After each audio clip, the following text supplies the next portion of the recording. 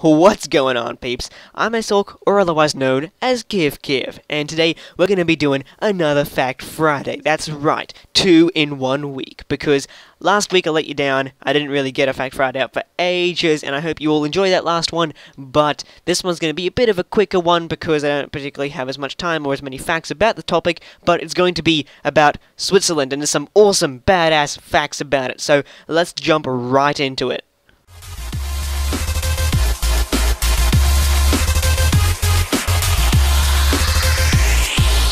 So the gameplay is not what you would expect. I just randomly joined this game. It basically put me straight into Yemen, not a map that I usually play. If I see it come up on the rotation, then I'll probably end up quitting the lobby, but this gameplay was absolutely insane on my behalf. I'm gonna try and be modest about it, but I honestly can't, because I just have to say, it was awesome. It was just an awesome game. I went kinda beast mode, not particularly really beast mode, but I just had some really good chances. For some reason, wherever I walked, I always ran into enemies, and they were always enemies that I could take down. I was versing a couple of kids with TAC 45s that didn't have the best trigger fingers. I was versing a tryhard that I pretty much destroyed every time I versed them, and on rare occasion I did die, but I managed to go on another 20 gun streak. Yes, that's right, a relentless in the middle of his gameplay. I think all up I get 42 kills, which is insane. Like more than half the kills required for my team in Team Deathmatch, and the other 5 just barely make it up. So, I mean, honestly, I have to say that I had an awesome game, and it was extremely fun to hit this gameplay.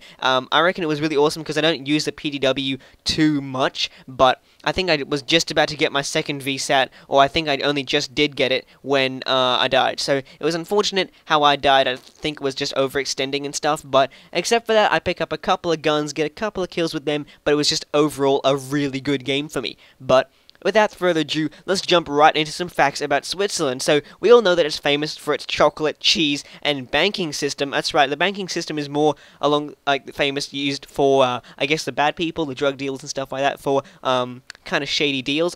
That's my general gist of how they use the Swiss banking system, but the watches are also famous in Switzerland because half of the world's luxury watches come from Switzerland, and they have a long history of watchmaking with a number of leading brands founded in the country.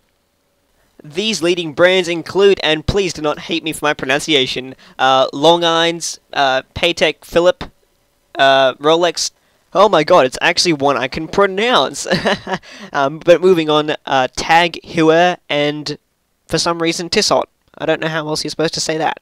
But yeah, if you're ever in the market for looking for some luxury watches, then either go to Switzerland or buy some watches that have been made in Switzerland, and you'll probably find some really cool stuff. But moving on, now Swiss chocolatiers are renowned throughout the world, and they are so awesome, in fact, that they've managed to develop chocolate that has gold inside of it. That's right, edible gold inside of your chocolate. I mean, that's for like the top-notch, guys who legit have so much money to burn they don't even know what to spend it on. But I mean, that's a pretty awesome thing when you think about it in retrospect. I mean, having gold that's edible, that's some serious top-notch shit.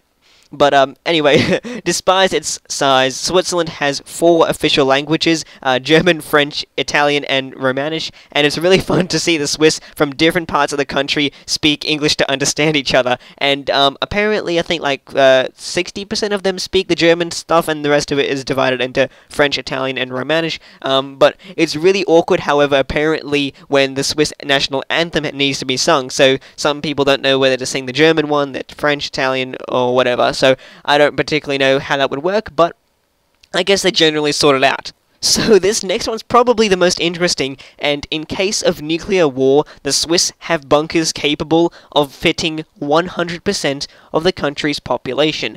That is awesome, because there's about 8 million people in Switzerland, so, I mean, that's pretty cool that they can have, the ability to safely protect, 100% of their people from nuclear warfare. So that's awesome, and I think that, I think the only unreliable part of this fact might be that some of the bunkers might be a bit older or not as reliable as some of the newer ones, but generally that's really interesting and pretty cool. But speaking about warfare in general, in case war does break out, the highways in Switzerland can be converted into landing and takeoff runways by quickly removing the grade separations.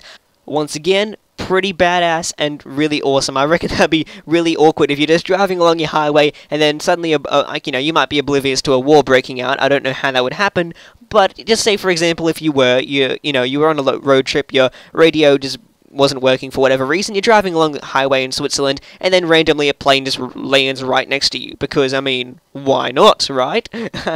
But anyway, speaking about aircraft pilots, one really, really funny thing about aircraft pilots is that they can't reach supersonic speeds. Swiss air pilots cannot do that. They physically can't, because the country is so small. When the actual air pilots are building up speed, they travel faster, which means they cover distance faster.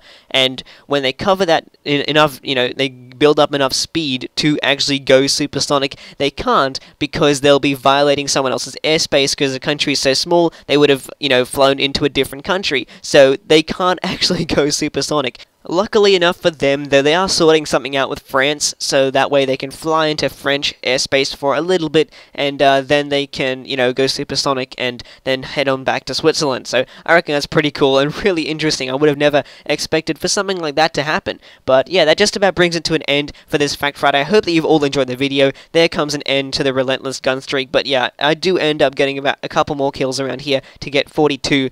So don't forget to leave a like, comment, favorite, and or subscription. It does make me feel nice, warm, fuzzy on the inside, and also does let you know when I upload videos in the future. So make sure that you do that if you haven't already, and yeah, I guess I'll catch you all on the next episode. I've been Ace Hawk or Kiev, and I guess I'll leave you with the gameplay, so that way you can see for yourself getting 42 kills, but I guess that does it for this episode. I'll catch you all later.